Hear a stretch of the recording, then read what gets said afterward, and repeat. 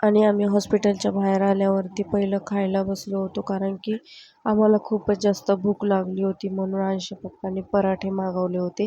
एक बटाट्याचा पराठा होता आणि एक चीज पराठा होता आणि दोन्ही पण पराठे एवढे भारी होते ना, यम्मी एकदम टेस्टी. खरंच मला तर खूपच जास्त आवडले हे पराठे, खूप जास्त भारी होते.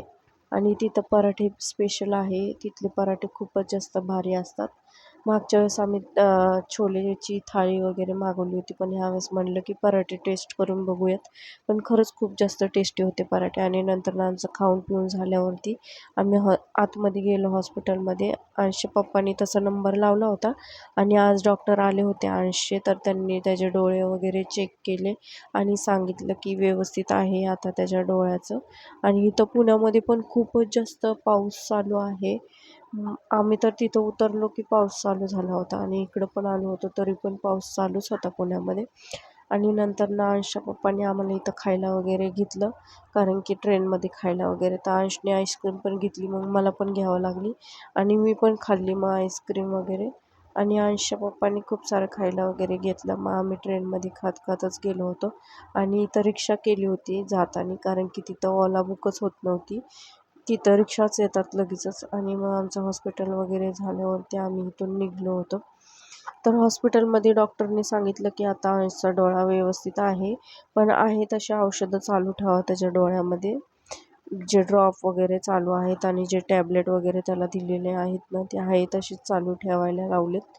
आणि मग आम्ही इकडं हॉस्पिटल वगैरे झाल्यावरती स्टेशनला आलो आणि थोडंसं खायला प्यायला घेतलं होतं तिथं आणि चॉकलेट वगैरे खात बसलो होतो.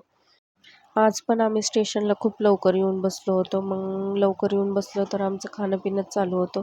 कुरकुरे, चिप्स, चटर-बटर तर आम्हाला खूप जास्त लागतं. तुम्ही तर माझ्या प्रत्येक व्हिडिओमध्ये बघत असताल. मग अंशच्या पप्पाला पण खूप जास्त आवडतं, अंशला पण आवडतं, मला पण आवडतं. आम्ही तर खूप मजेमध्ये गेलो जाताना. पण येताना आमच्यासोबत खूप मोठा इन्सिडेंट वाचला होता. मग नंतर शेंगदाणे फुटाणे आल्यावरती तर मी प्रत्येक वेळेस ट्रेनमध्ये घेतच असते, कारण की ते तर माझे फेवरेटच आहे. असं आम्ही मग दौंडमध्ये पोचलो आणि दौंडमध्ये पोचल्यावरती मग आम्ही चाललो होतो आता.